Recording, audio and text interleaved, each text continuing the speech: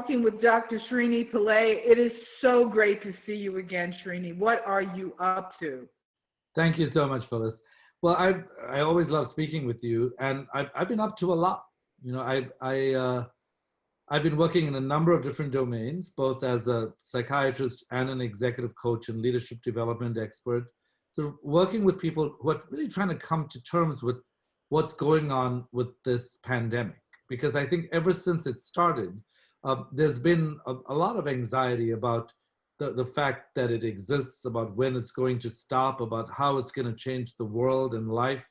And since I directed an anxiety disorder service and have studied the brains of anxious people for many years, I'm in a place where I can really reflect on this quite deeply, because pandemic anxiety is actually different from garden variety anxiety, even if there is such a thing. Well, I'm glad you're speaking about that. I have to say that I'm probably like a lot of people. I have some anxiety about this, indeed. It feels like everything has been lost. It feels like the world has gone away, and yet there are people out in the world acting like nothing has happened, so it's very confusing. I think it is confusing, and I think part of it, from my perspective, has been such a poor treatment of data.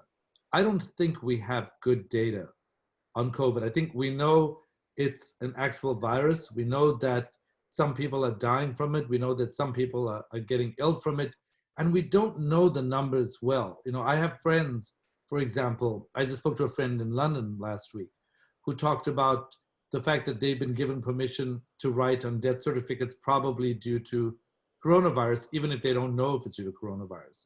And as a result, their levels of cancer, heart disease, and stroke have actually decreased. And I think they know that coronavirus is not protective. So what they do know is that the reason the causes of death have changed is that people are just writing coronavirus on a lot of different death certificates. And so my sense is that I would suspect that things are happening inconsistently in that way. And I wouldn't want to minimize the impact of it, because it is a real virus with real effects. On the other hand, I would say that part of this chaos and mayhem that we have is that we don't have good, reliable data sets, except for people who are on one or other side of the political line. So I think yesterday there was some information that came out that talked about returning to work, for example. The fact that the preference to return to work was split across party lines. And I think the moment politics starts to interact with healthcare, we end up with a state of inaccuracy that makes it very difficult to make good health-related decisions. So I think for me personally, this has been very troublesome. I've stayed at home. I've not gone anywhere. I've not challenged what's going on in the system, because I still think this is a dangerous virus with negative effects. On the other hand, I've stayed at home with this feeling that of a kind of annoyance that there isn't really good data out there. And the thing about pandemic anxiety that makes it so different is that it's about a predator coming after you. So in general, when you're anxious, which I think a lot of society was anyway, you get activation of the brain's anxiety center, which is the amygdala, and you sometimes get activation of the conflict detector, which is the anterior cingulate, which is near the brain bridge, right in the front of the brain. And when you get activations of these areas, people often feel anxious, so they feel conflict-ridden. Well, when you get pandemic anxiety, it's as if a predator is after you. And in this case, it's actually an invisible predator. So it's not even like a lion or a tiger. It's like an invisible lion coming after you, except it's a virus.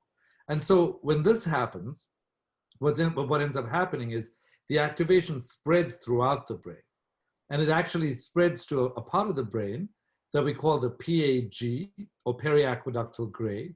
And when anxiety gets to that level, where you have that higher level of anxiety, whether it's conscious or unconscious, what ends up happening is that the usual ways in which you deal with anxiety don't work.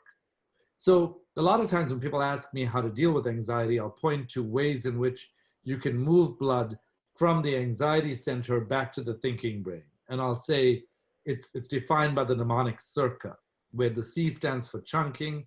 Break it down. If you have a business revenue that's going down as a result of CIRCA, ask yourself, what's my plan for the next week? What's the plan for the next month? And that way you're chunking it down. Ignore mental chatter, which is before you start a virtual meeting. You might actually want to just check in with yourself, get mindful so that you calm your brain down. Then there's reality check, which is how long will this last? And if your revenues are down, like if we stick with that example, then you'd say something like, let's try to get this back up in the next 2 to 3 months. And so you know that you're telling your brain this is not going to last forever. Control check is when, like, I'm not in control of the data, so I don't worry about it that much because there's nothing to worry about. I've already decided that it's largely inaccurate, and I'm only going to follow the social rules because I respect social rules in society, not because I respect the data that I'm hearing. Because the data that I'm hearing as a doctor is highly questionable. The number of covariates, things that could be impacting how the data is being reported, is just too many. So that's control check. It's something that I was paying too much attention to initially, and now I'm like not paying that much attention to it. And then with regard to attention shift, the idea is to shift my attention to the solutions. What can I do for people? What can I do for my clients in psychiatry? What can I do for my clients in corporations? And staying that way. And if you were a business that had its revenue going down, you'd be asking the same thing. How can I focus on solutions? Now, in general anxiety, the circa practice works well, but in pandemic anxiety, the brain is so overridden with anxiety that trying to reframe and say, let's look at the bright side, or trying to get distracted becomes too difficult. And in that instance, you actually have to do some very specific things. So mindfulness still works because it can get to that part of the brain, to this bottom-up anxiety, which is the sudden out-of-the-blue anxiety. The second thing we do is talk about meaning and purpose within companies, or if in your family, in your life. Because when you talk about meaning and purpose, it activates the brain's reward system and calms down the brain. And then the third thing you can do is, rather than analyze your emotion to pieces, you can just know that you're experiencing what you're experiencing and leave it at that. And that actually has been shown to, for example, give you much better sleep. And if you're someone who's not a meditator, I'm going to slow you down there, because I think that's a very powerful thing. And people pass over this because there's nothing to do about this. You're saying that there's great strength in noticing that you are disturbed or that you have anxiety, that helps relax you, just catching yourself in that way. Is that correct? Absolutely. Yes. So that kind of experiential intervention is what we call it, can actually calm down the conflict detector in the brain, and it can allow the brain to feel more coordinated just by recognizing it. The thing you do is you try to prevent analysis. Like, analysis is not always helpful. It's helpful in some instances, but with this pandemic kind of bottom-up anxiety, you want to be able to just experience what that is. Well, now, this would be good if all the input was just coming in from what you're hearing and seeing. But with this particular pandemic, every television station, even on the internet as we are, all of these things are coming at you. So you have to constantly sift through information pouring in. Should you be blocking this information out? What should you do with all of this? Someone says, wear a mask. Someone says, don't wear a mask. It's safe. It's not safe. Keep 6 feet apart. It stays in the air for 8 minutes. All of this is constantly coming at us. What should we do with all that input? Well, I think there's a basic construct with all of that input, and it's called feedback control. So one thing we know from some of the computer models of the brain is that your brain will get paralyzed if you have too much feedback. It just gets so overwhelmed that in the memory cup in the brain, the information starts to overflow, and then you get all this anxiety because you're getting more and more information coming in. Because the brain only has a certain limited ability to take in information. So the first thing is limit the information. The second thing is, I would recommend that if you really want to, so firstly, I try to not listen to more than 15 minutes of TV a day. And that's because I don't want to take in so much inaccurate information that I can't trust. But if you do want to listen to information, I recommend in the US that you listen to information on both sides, both party lines, because that will then give you, as an informed consumer of information, the ability to weigh both sides. I think a lot of times when you have a bias, you're only exposed to one side of the information. And as a result, you don't hear the other story. So I think feedback control, and if you're gonna watch more than 15 to 30 minutes of TV, then listen to both sides so you can evaluate. I think with a lot of people, they're in the position because they have a preference of taking one side or another.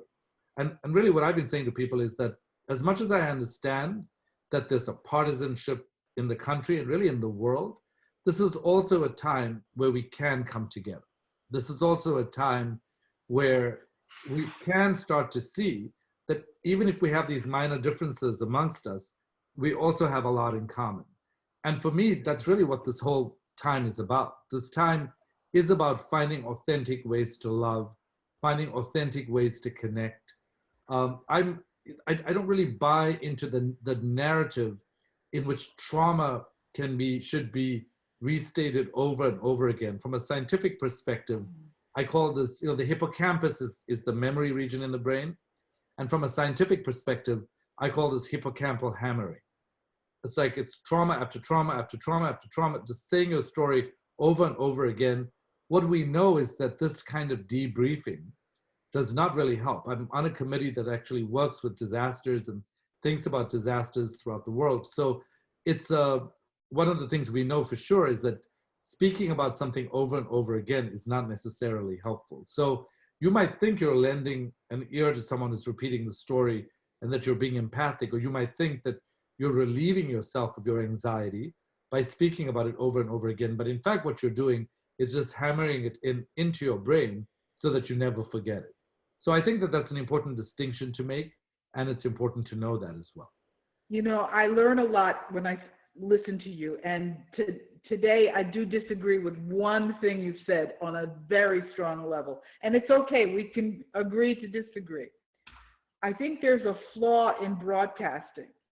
The whole concept that there is one side or the other may be in fact a construct of one side. There is fact and there is non-fact. And I think we have to be careful when we talk about listening to both sides. I'd like to clarify is that when I listen to both sides, when I hear something like it's safe to go outside versus it's not, I always choose the safer alternative, because if I don't have facts, then I have to choose something that is not just in my best interest, but in the best interest of others as well. So whether or not I hear a fact about wearing a mask versus not wearing a mask, I will wear a mask when I go outside, and I have been indoors, being isolated in the way that I have been, even though I've heard both sides. So what I will say is that I feel like it's responsible to be on the side that is more conservative from a healthy perspective, a side that says you really need to take into consideration not just yourself, but other people as well. So that's one way in which I think my clarification would be in agreement with what you're saying. Well, the way in which I would fervently disagree with you is that neither you nor I knows what real facts are. And the reason I know that is because what I hear on television is not what I'm hearing from doctors. So I believe that neither you nor I can know what the facts are. Like, we just can't. So if you listen to something that sounds like a sound medical fact, or something that sounds like the scientists are telling us, anyone who's in science knows that you need replication for finding to be true. They know that you need multiple data sources. They know that you need to not have experimenter bias, so that the person who's producing the data doesn't have a conflicting interest with the data that's being presented. But on both sides of the political divide, there is that. So the reason I would challenge you is that I think I would agree with you in the sense that I think safety first is by far, in my opinion, the number one rule. And then I think I would continue the disagreement by saying, I don't know how we can be convinced that a fact is a fact when there are so many conflicting variables and conflicts of interest behind the reporters of those facts. Well, I think we will continue this, and I will have to revisit this with you, because I don't want to take the valuable time that you can give us with what you do know. But I think that what you just described is what the fundamental game is, which is to flood the market with lots of misinformation so that the facts are obscured. But when key scientists speak, or certain reliable individuals who have been with us for a long time speak, I think that's whom we have to trust. Politicians who we have trusted in the past may be those we have to trust again. But I don't agree that that it's not possible for us to know the facts. There is gravity, there is, the sun comes up, and there are certain things you just can't fool with. So let's put that aside, that we disagree, which is great. Yeah. And tell me more about the challenges of dealing with this now that we've got the anxiety piece and we've talked about that.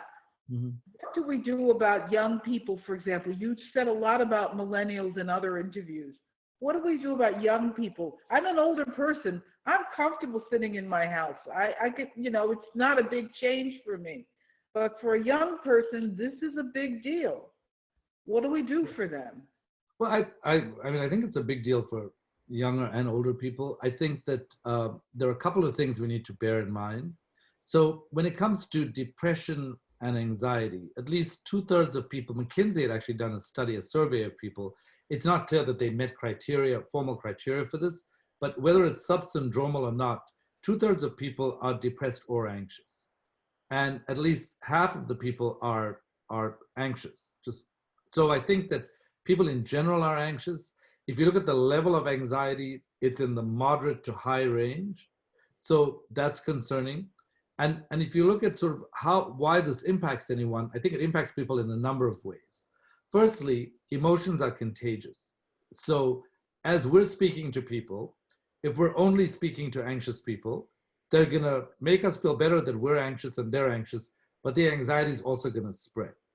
So affect contagion, which is proven by science that we have mirror neurons that can mirror other people's emotions, is one of the things we need to be aware of. And so I think in the case of teenagers, for example, freaking each other out, on chains, or doing the exact opposite, which is saying, oh, that's cool, let's just have a party, like that kind of affect also spreads. I think we have to be aware that emotions, we may think our emotions exist in our own brains, but we can influence one another strongly. So the first thing is to figure out how you want to, well, firstly, to recognize that depression and anxiety exist, that if you are feeling down because of this, part of it is that we're wired for social connection. We're wired for in-person connection. So when you don't have that connection, at least doing your best online, I think, makes a difference. One of the things I like to say to people is part of what we love about social connection is not just saying hi or hanging out, which I think is great, casual social connection, but sometimes it matters to have deeper connections. It matters to actually not just talk about the politics or not just talk about what's going on with coronavirus, but like you're still a person, a human being with feelings, with goals, with ambitions. Like we don't want to forget the fact that we are complex people and that we can still talk to our friends about life issues, philosophies, things that have changed in your life. So the one thing I would say to teenagers and really to anyone is remember that your attention will be drawn to talking about something that's in the news, the number of deaths, the number of what's going on with the politics, what's going on with behaviors. That's fine, but I really think that we must not forget that friendships are about depth and that we can have deeper conversations with people. The third thing that I would talk about besides anxiety and that empathic connection is that there's a thing called mortality salience. And mortality what? Say it again. Mortality salience. And mortality salience is simply the reminder of death. So if you see ambulances all the time, or if you see a coronavirus death number increasing all the time, or if you see a photograph on the front page of your newspaper or on TV, it activates the brain. And this is true for all of us if you're paying attention to any news, right? But what's interesting about it is that it actually biases the brain. So we tend to hold on to our own points of view more than ever, which is why I was very conscious of what you were saying about the disagreement, because I was like, when we do resume this conversation, I want to think about things from your perspective and ask you to think about things from my perspective, because we know that with whatever's going on with coronavirus, our brains are actually just prone to only believing what they believe. Now, when it comes to friends, if you're trying to convince somebody, it's important to, of anything, it's important to know, like let's say you're in a relationship and coronavirus happened at a crazy time and you couldn't decide whether to stay together or not stay together. Whatever the other person is thinking, they're going to be thinking that even more strongly. Because what happens is the insecurity of being in coronavirus makes the brain react so that you need some kind of identity to hold on to while all this threat of death is happening. Ah. The other thing to remember is that stereotyping also increases. So what happens with stereotyping is that when it comes to different races, when it comes to genders, I mean, anybody who's in an in-group, out-group situation, you tend to put them more in that category than you ever have. And this has no respect for a particular race. For example, white people will side with white people, black people will side with black people, Hispanics will side with Hispanics. And I mentioned those races because those are the races that have been studied. But in general, what happens is the brain goes into this defensive mode and starts not only protecting its own point of view, but starts protecting its own biases. So if you're in hiring, for example, and you're looking for new people to do a new online function, be aware that you may actually have a gender bias when you're hiring, and it may even be stronger than what you are at baseline. So that's one of the practical things to think about when it comes to that. Also, intergenerational conflicts sometimes increase during this time. So we know that with regard to points of view, there's been a study, for example, that looked at climate control and looked at the fact that millennials and younger people were sort of really upset with the older generations for not protecting the planet for them. Well, the older generation cared more when there was no mortality salience. But if there was a reminder of death, they just started to care less. So it's not that they actually care less. Just remember that anybody that you know, like give them a free ticket, like more free tickets than you generally give for their opinions, because we're all being impacted. Even though I know about this, I'm aware that my biases are exaggerated during this time as well. So I think the fact that empathy has changed, the fact that we can talk about deeper things, the fact that we might be more stereotyped, and also we might have intergenerational conflicts is important. I think to your point about millennials being at home, we all have mirror neurons in our brains, which are there supposedly, V.S. Ramachandran, when he was a really remarkable neuroscientist, talks about the fact that this is one of the distinctive characteristics of human beings, that we want to be around other people because they're there to reflect in our mirror neurons, we reflect them. In many ways, it's the way we get to know ourselves, right? By being around other people. But when you are deprived of that, all of a sudden, not only do you not know someone else better, but you stop knowing yourself better. Because you don't have someone to reflect back to you. And so I think that's a pretty profound state, because what it means, if you take this philosophically, let's say this lasted for 10 years, which I don't think that's going to happen, but let's say it did. In theory, what that would mean is that you would just not be using your mirror neurons as often as you do if you're not interacting with people. It does work online, but it's different because you're not taking in the whole person, right? You're not taking in, like a lot of times, most times, I'm taking in the upper body of someone. I'm not looking at the restlessness of their legs, whether they're thinking about leaving, thinking of going. It's just all, and I joke with my friends sometimes. I say, yeah, I'm developing great upper body awareness. Like my mirror neurons are activating for the upper body. But in terms of the whole person, even physically, it's not happening in my brain. So let me stop you and put this in layman's language and have you correct me. See if I can say this in a real layman's way. You're basically saying that not being in the presence of other people may have us lose our sense of ourselves over time, that we are constructed by how we interact with others. So what does this say for people who are hermits or people in solitary confinement or people who are alone now during the COVID environment? What does this mean? Oh, it has very profound implications, actually. I've looked into the solitary confinement literature, even in the context of this, because I am genuinely concerned about this. It feels troubling to me that when you're alone, so just think about this firstly in the most literal way, right? So I'm talking to you, and you're talking to me, and people talk to one another all the time in the world. It's really profound that the people in our lives actually live inside our bodies.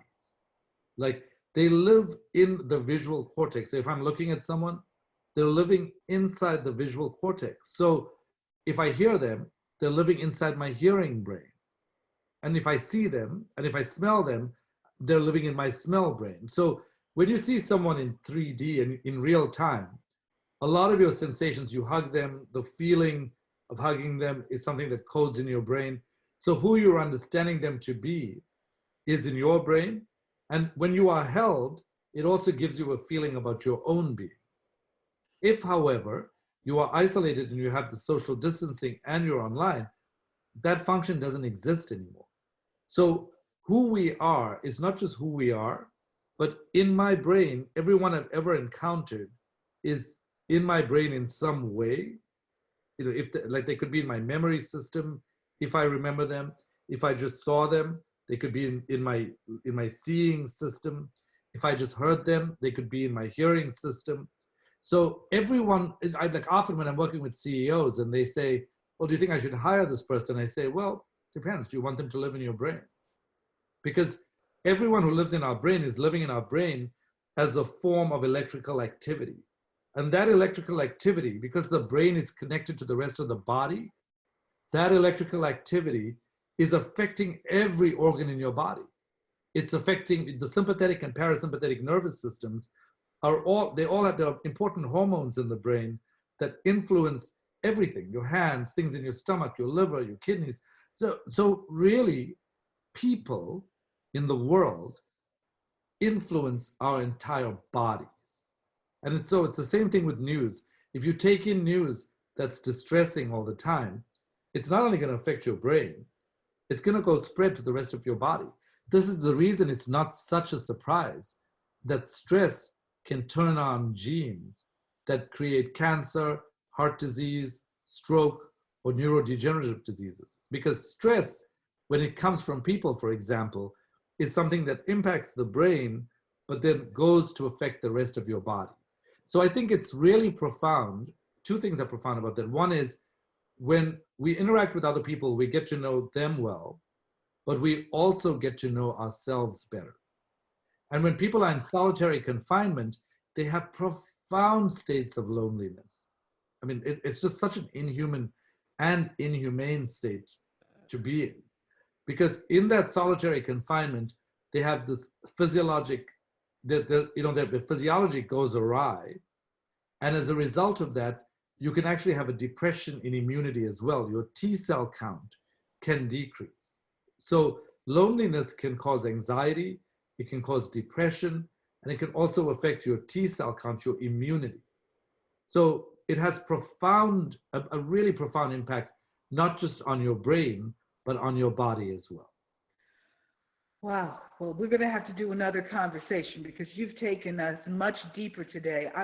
I want to end, though, on a positive note, and I'm going to end it by asking you, so what are you doing to keep yourself elevated and at peace during the COVID-19? What is it that you're doing? Well, a lot of different things. One of the things I've done is I've started to write kids' books, and I'm doing that with a partner of mine, Diana Seville. The first book we wrote is King T and the Gamma Troupe, because a friend of mine was telling me that his kids were really afraid. And so I thought, I really didn't know what to say to him. It was late at night. I said, well, I'll write a story and I'll read it to them. And the next day I thought, wait a minute, this is kind of a cool story. And I realized that Diana is an amazing illustrator. So we put it together. And so now we have a book out that is for kids so they can understand, good habits, things like how washing hands can kill the virus, things like how they have an army of an immune system that can protect them. So I feel good about the fact that I wrote that Diana and I are actually writing another 2 books, one on masks and the importance of kids wearing masks and one on mindfulness. So writing kids books has kept me busy. I'm also cooking things that I've never cooked before. I've never made a pizza crust from scratch. And so I've been really happy about that. I've never really made a pot pie before. So I made a pot pie. So, you know, in between, I try to balance the healthy and not so healthy options, but also the happiness and not so happy options. And so I think writing, reading, talking to people, loving the people I've always loved and feeling loved by them, and then also being able to reach out to people I don't know to be able to provide these kinds of services has been very fulfilling to me.